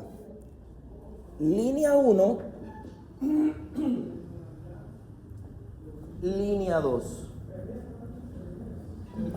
El versículo lo vamos a mirar por línea A, que es la primera declaración, y la línea B, que es la segunda declaración. Importante, esa es la regla de oro, hermenéutica para interpretar poesía. Ojo, la línea B jamás es un eco vacío o una repetición estéril. No. La línea B va a profundizar la idea de la línea A. Va a expandirla, va a profundizarla, va a cualificarla, va a elevar el pensamiento. Recuerda, cuando veas poesía hebrea, los paralelismos los vas a encontrar en el versículo. En una línea A te da una imagen y la línea B te va a dar la misma imagen, pero te la va a dar para que tú veas la profundidad del caso. Vamos al ejemplo. Te voy a guiar en varios textos, ¿de acuerdo? Para interpretar poesía hebrea. Vamos a Job 33.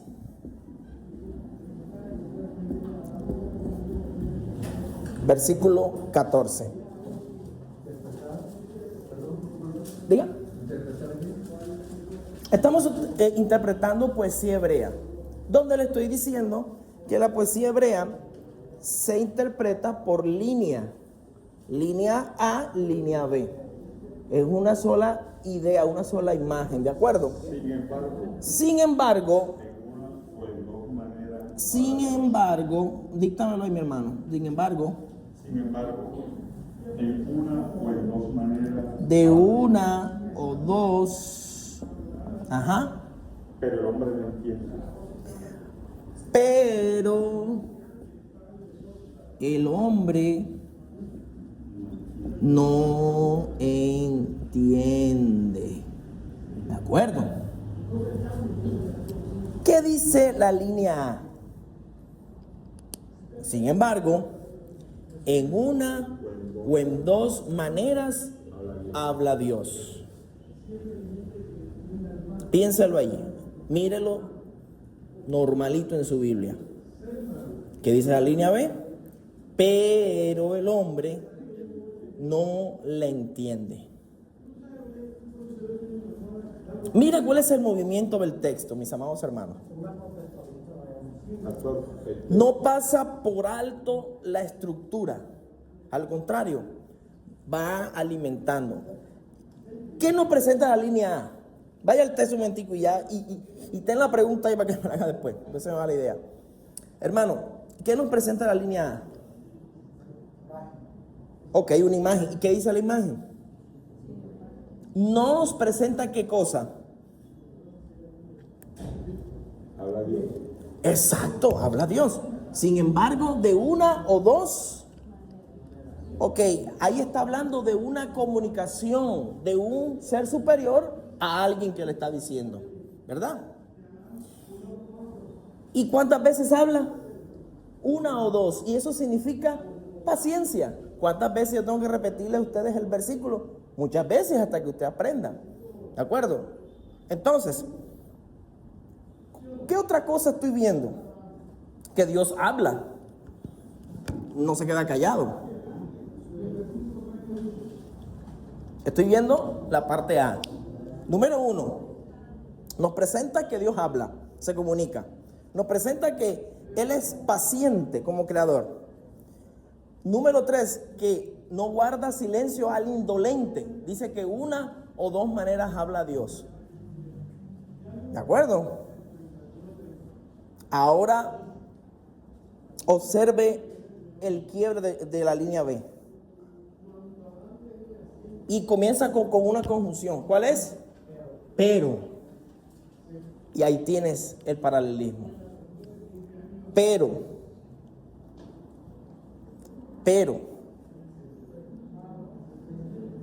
¿Cuál es la condición del receptor ahí? ¿Cuál es la condición? El hombre no entiende. ¿Ya ves? Y ahí tienes teología. Dios siempre va a hablar, pero el hombre no entiende. ¿Qué dice, hermano? Primero después, hermano. En el caso de las parábolas. Las parábolas sí es. Digo, no, yo hablo en parábolas para que no entiendan. No entiendan. Así es. Pero no tiene que ver nada que ver con paralelismo. ¿Oíste? No. La parábola es una forma como ilustrar desde lo común las verdades del reino de los cielos. Y tienen una sola interpretación. Eso es parábola. Pero paralelismo es la forma como nosotros vemos en la poesía como que una idea gira y se va desarrollando a lo largo del versículo.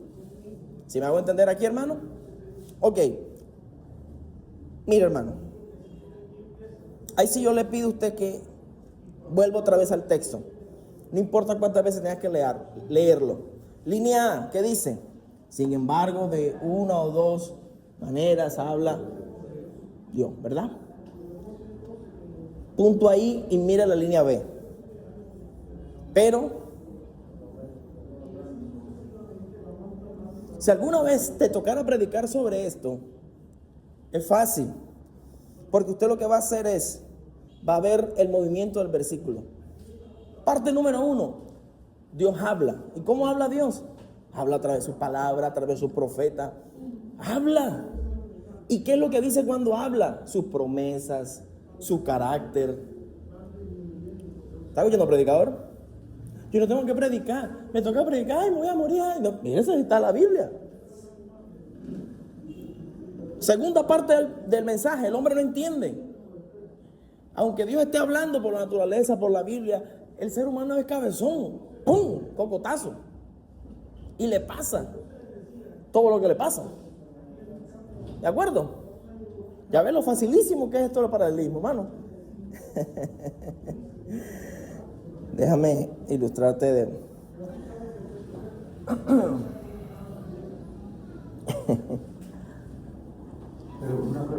Diga, amado. Ay, y tú ibas a decir algo también, ¿verdad? No, se te olvidó, diga, amado. Pero ahí en ese caso usted no cree que Dios habla una sola vez. ¿Ah? Que yo no creo que qué. Que si Dios no habla una sola vez, por lo menos él dice que de una o dos maneras. Sí, habla de... Habla. Sí. Pero la pregunta mía sería, Sí. por ejemplo, Dios no habla una sola vez y ya. No, la Biblia dice que varias veces. Sí, claro. Mira lo que pasa, hermano. Y yo te entiendo el contexto porque como lo dice. Y no te preocupes. Mira lo que pasa. Aquí simplemente, y esto va para todos, lo que estoy diciendo es cómo interpretar el texto según el paralelismo. ¿De acuerdo? La línea 1, línea 2. Dios ha hablado, como lo dice la carta a los Hebreos, en otros tiempos, de muchas maneras. Entonces, lo que dice Hebreos más lo que dice este texto se combinan y ahí creas una idea, ¿de acuerdo? Dios habló, como todo ser vivo, en el pasado, sigue hablando en el presente y nos hablará en el futuro. Él ya ha decretado en su palabra, lo ha dicho. Nosotros la estudiamos, la comemos, la aplicamos.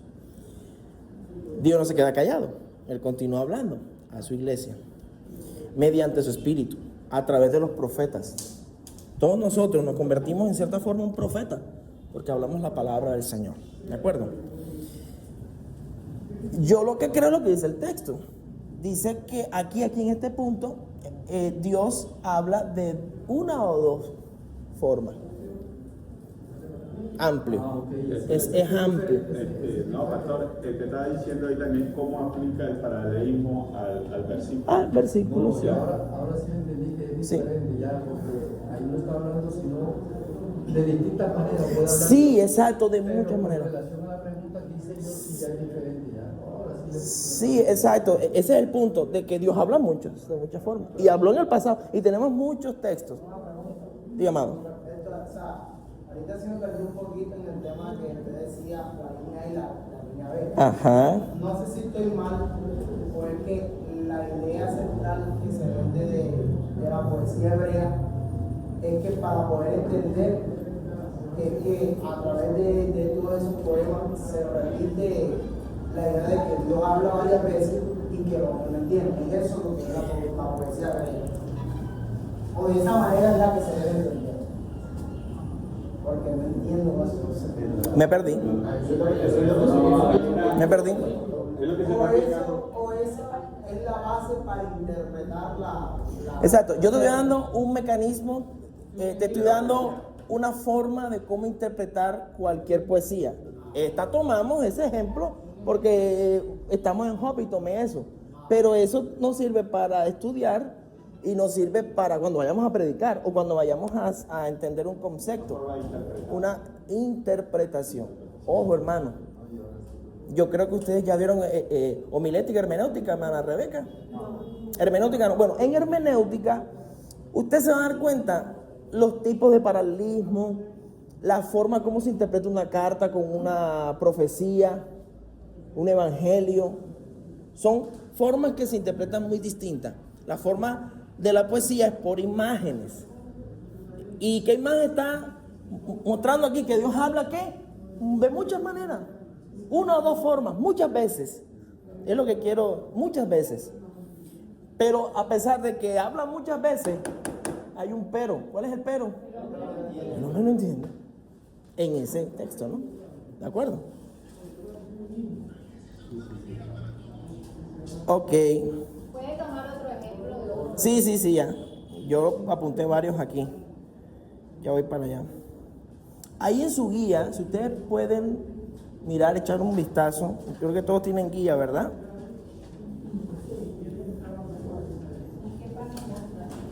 Ahí está, creo que en la página inicial, que habla sobre ejemplos de paralelismo.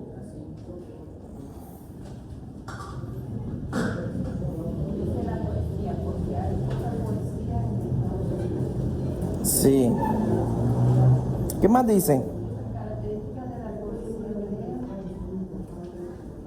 el espíritu poético. Yo...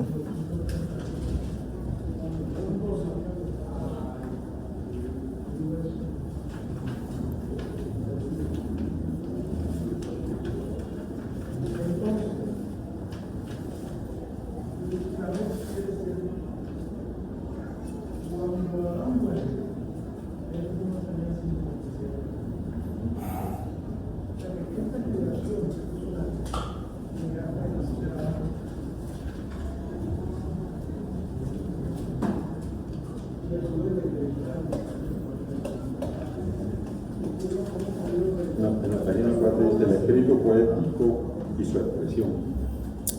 Exacto. Ahí usted, en esa página, usted va a ver el paralelismo, qué significa, o sea, la parte teórica, cómo se puede aplicar. Esa parte teórica se la dejo que usted por el tiempo la estudien en casa.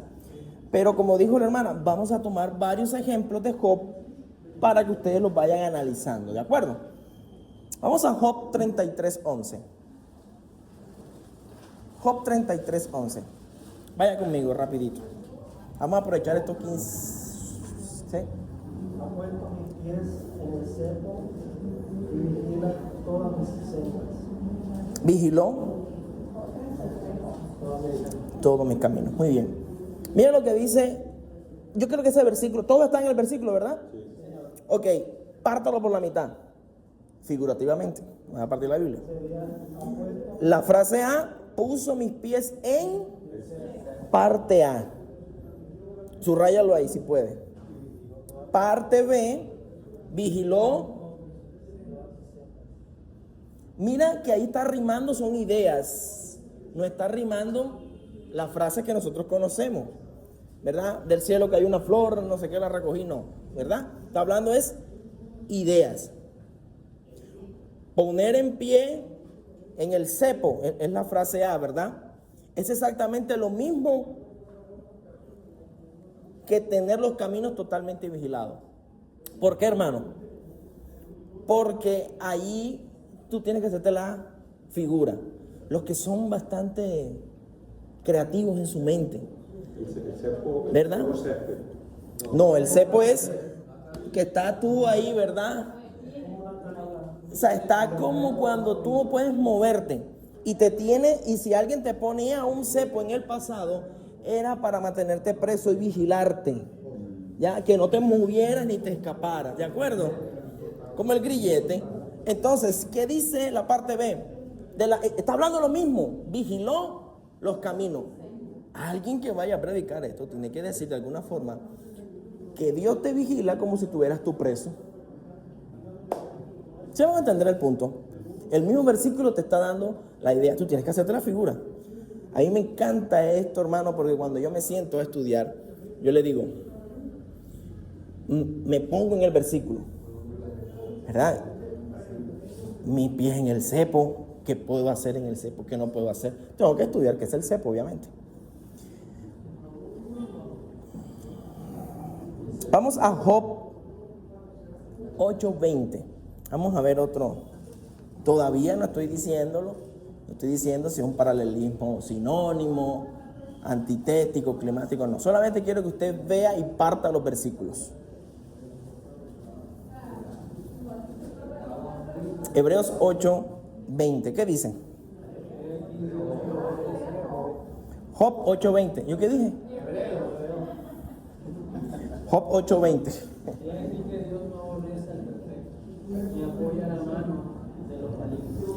Ok, si usted ya lo leyó, parta el versículo.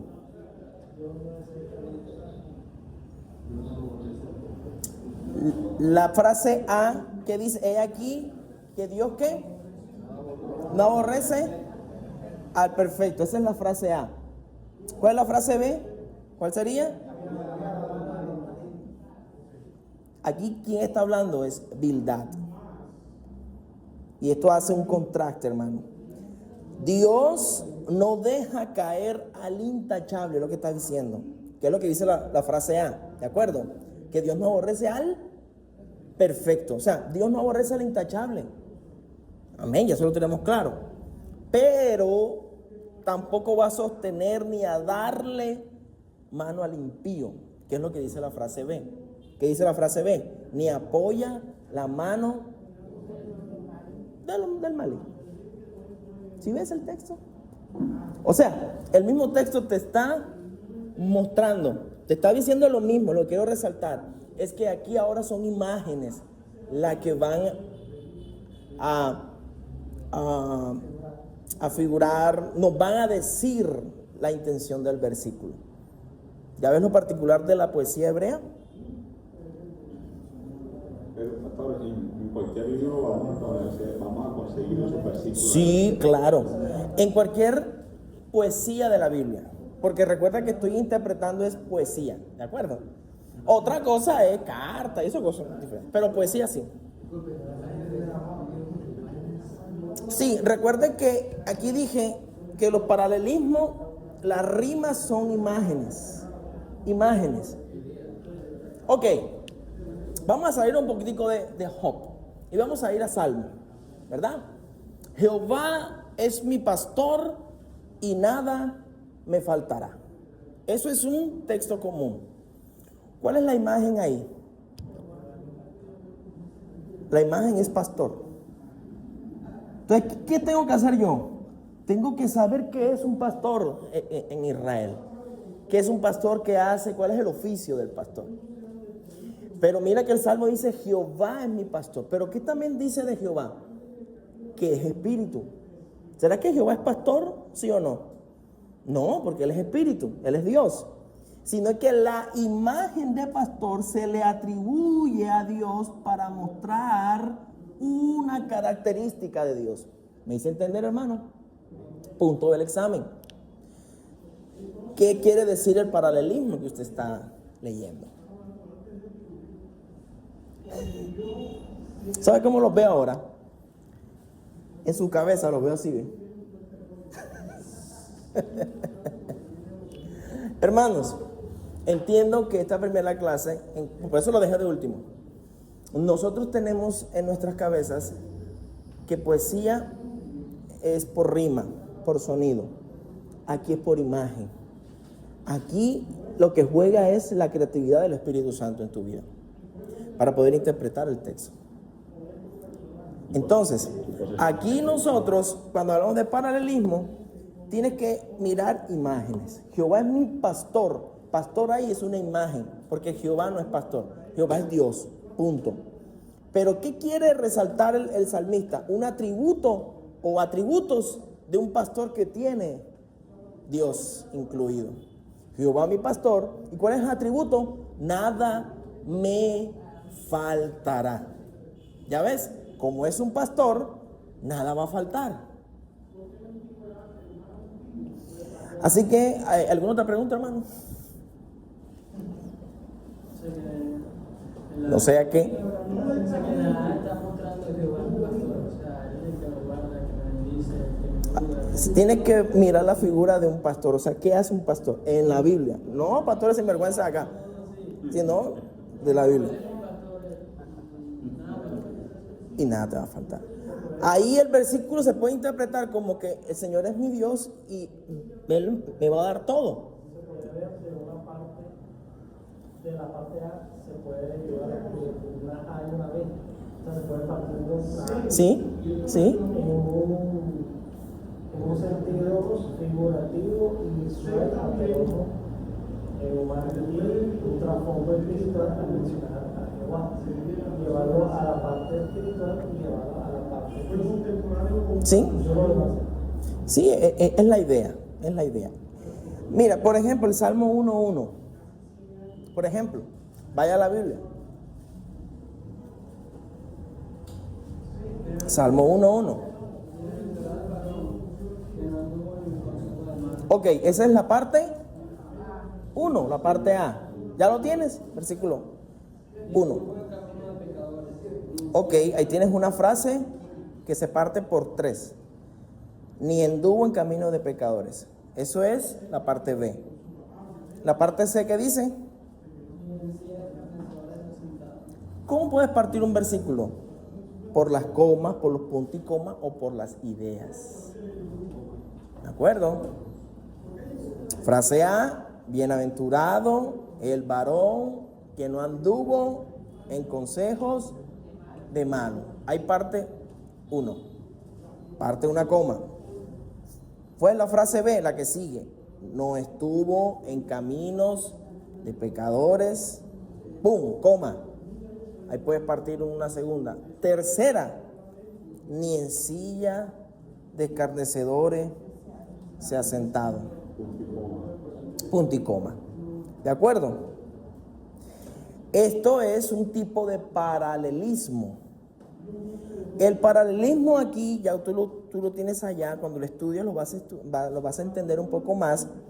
Ese es un tipo de paralelismo que se llama sintético.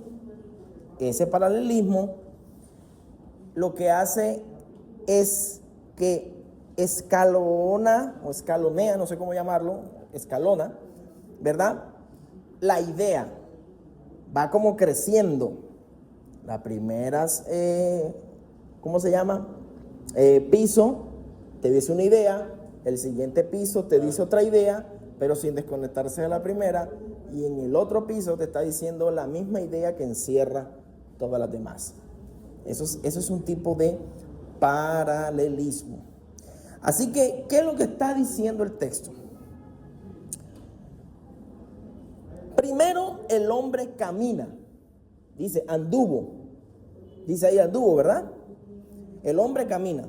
Luego, se detiene. ¿Qué dice? Estuvo. Y finalmente se acomoda. ¿Qué dice? Se ha sentado. Si lo miras lógicamente, el hombre camina, el hombre se detiene y el hombre se acomoda. Ahí tienes 3 puntos de un mensaje en el mismo versículo. ¿Ya lo ves? No, pastor, es que cuando a mí me invitan a predicar, hermano, yo cito a Cash, yo cito a Maldonado y cito el internet y busco la revista de Yambal para dar los ejemplos. No. La parte B también tiene 3. Entonces, si dice la parte A, bienaventurado el varón que no anduvo, señálelo ahí. La frase B, no ni estuvo, se paró. Frase 3, se ha sentado. ¿Sí? Entonces, ¿qué hace el versículo? Te coloca a ti 3 niveles del mismo versículo para que entiendas.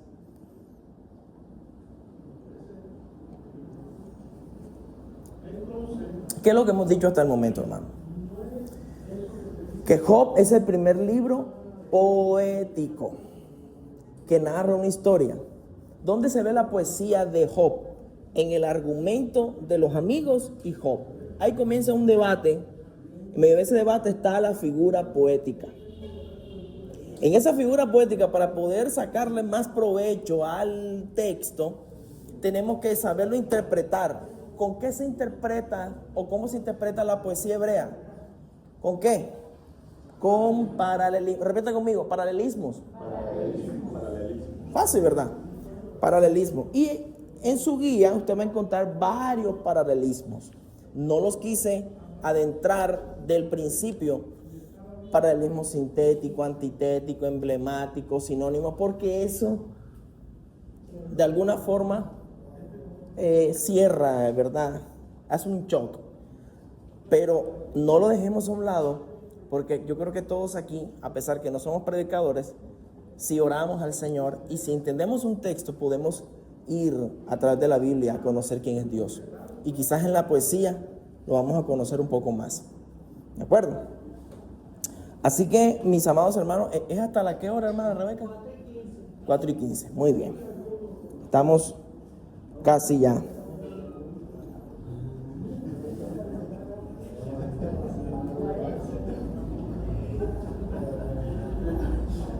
Muy bien. 4:05. Reúnanse en grupos de 3 personitas, por favor. por favor, antes de salir, pero rapidito. Vamos a hacer un laboratorio hermenéutico, ¿vale?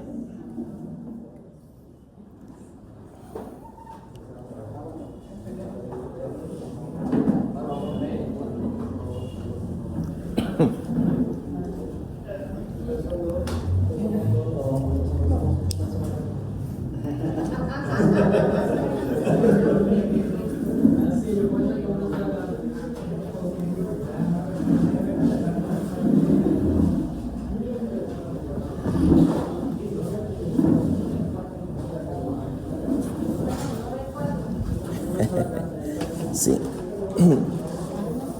El laboratorio hermenéutico lo vamos a hacer cada final de clase, ¿de acuerdo? Para repasar y poner en práctica lo que nosotros estamos escuchando. Job 7:6. Aquí se lo pongo. Recuerde la línea A, sepárelo.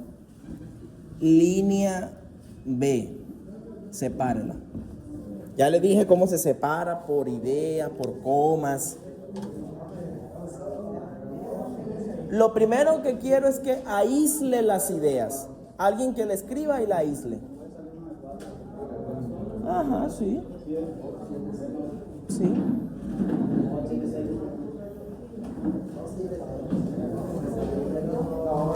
Ok, entonces le doy por terminar la grabación. Continuamos nosotros con lo que es el taller o el laboratorio hermenéutico.